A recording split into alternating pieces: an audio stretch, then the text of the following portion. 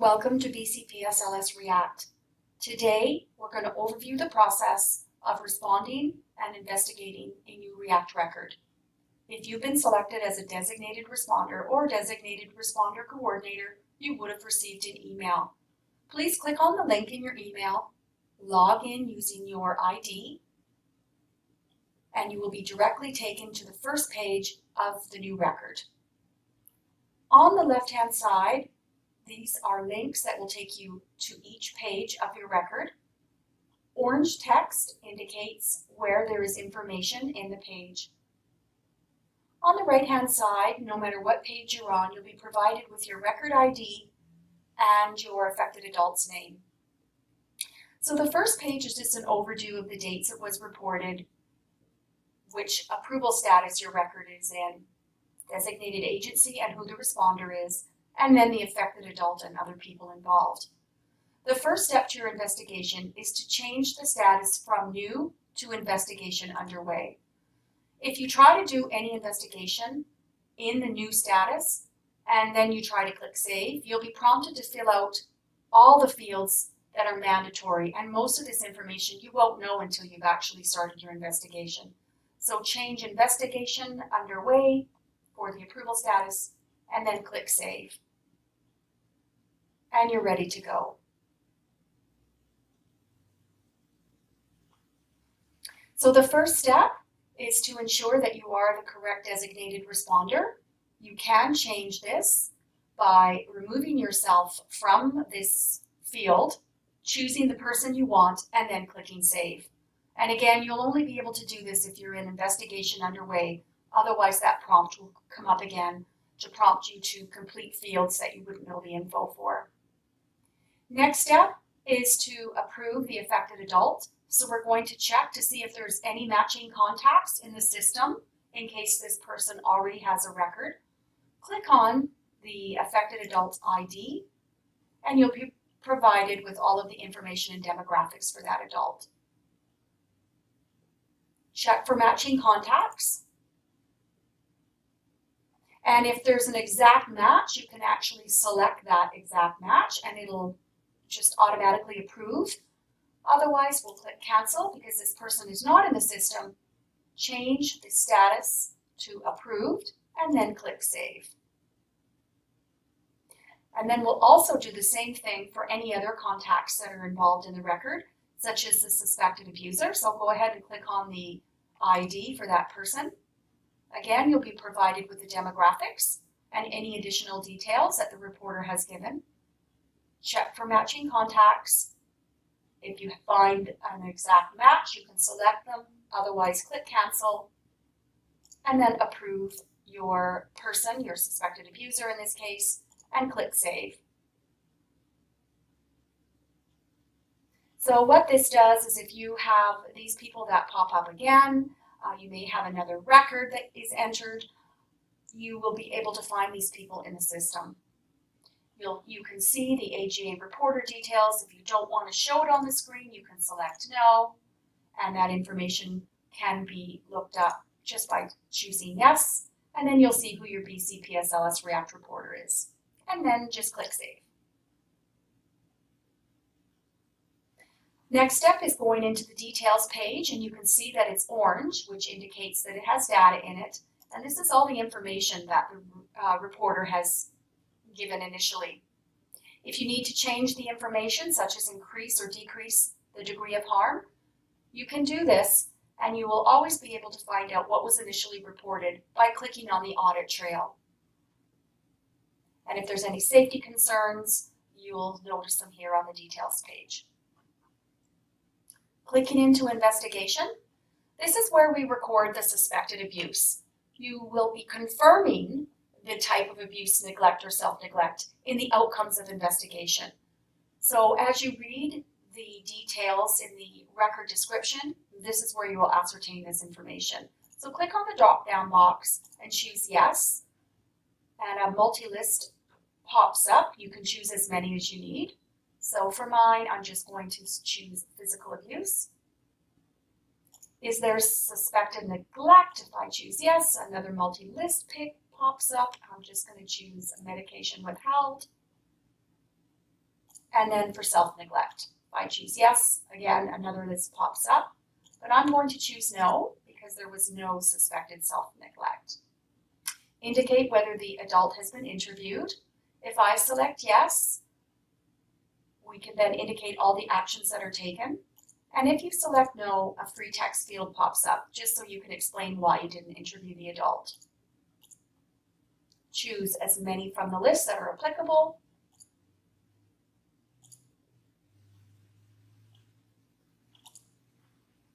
And then any of the AGA tools that you utilized.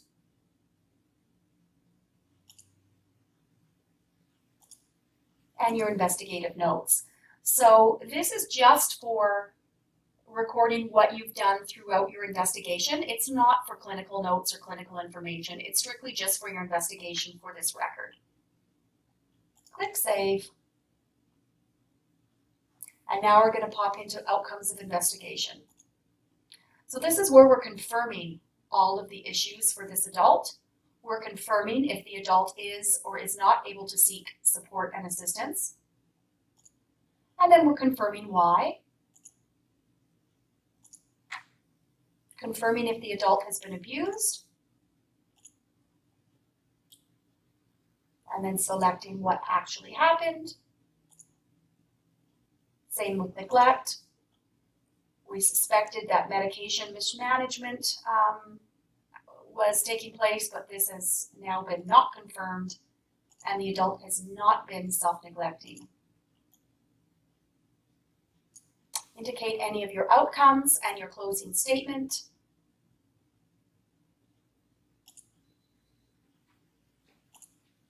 And then click Save.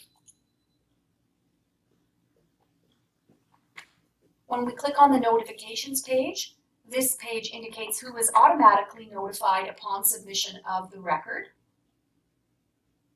You can use the email tool to communicate back and forth within your health authority and for people who have access to the record.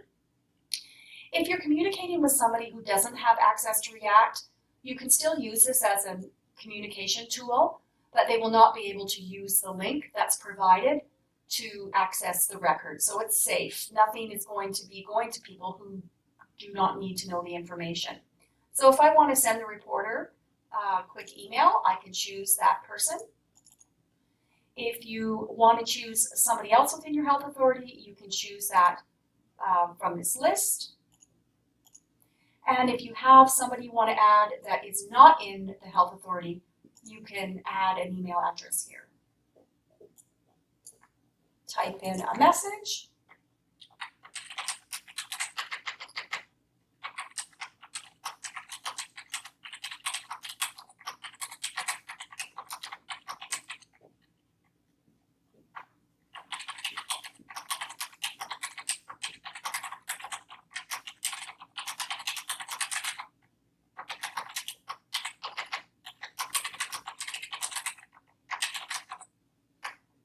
And then click Send Message.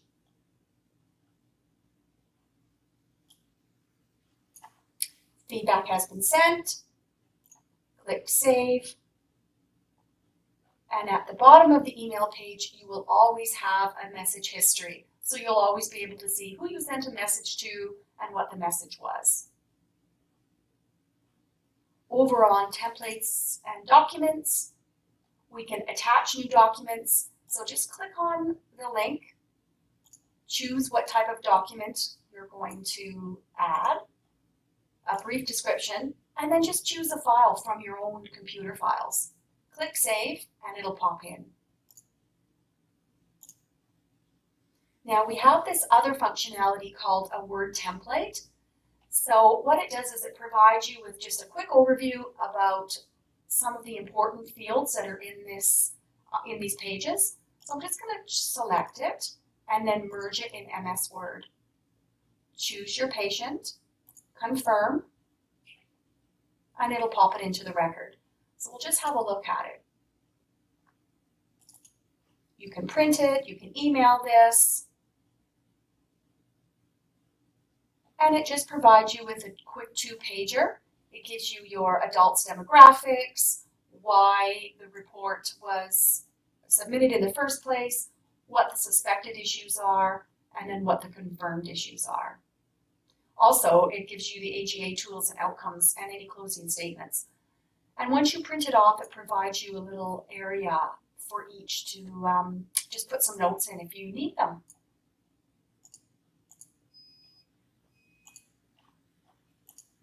And click Save.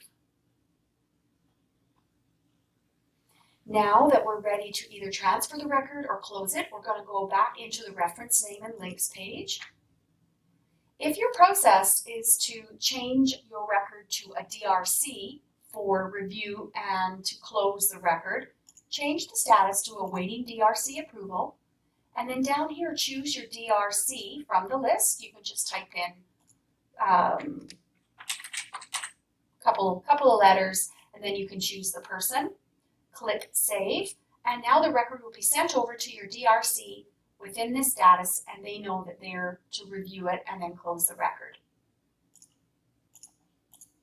If you need to transfer the investigation or handover to another designated responder in another facility, what we'll do is select Yes from this question and then click Save. So what this enables us to do is actually transfer the record over to a new person without removing this information. So when we pull data, we will always know that this handler and this facility had a part in the investigation. So their work is not lost. So we'll click on Create a New Action. We'll type in the affected adult's name and the REACT ID.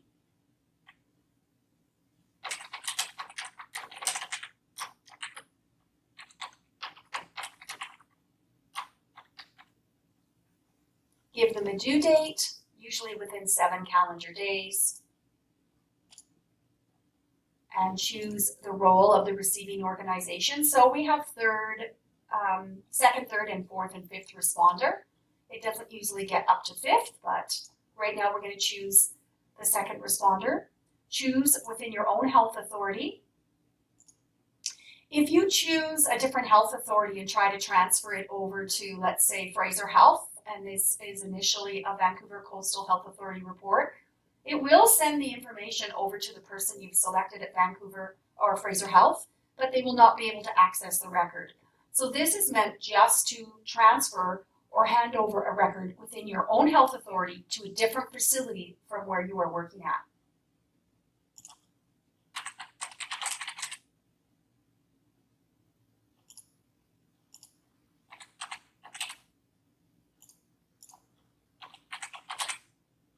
Choose the person you want and click Submit Action.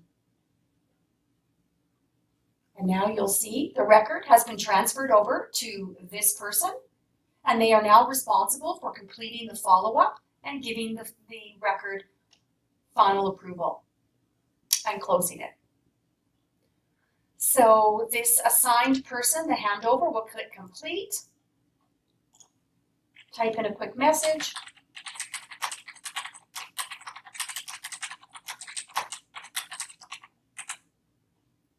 she'll apply it, and then there'll be a due date there.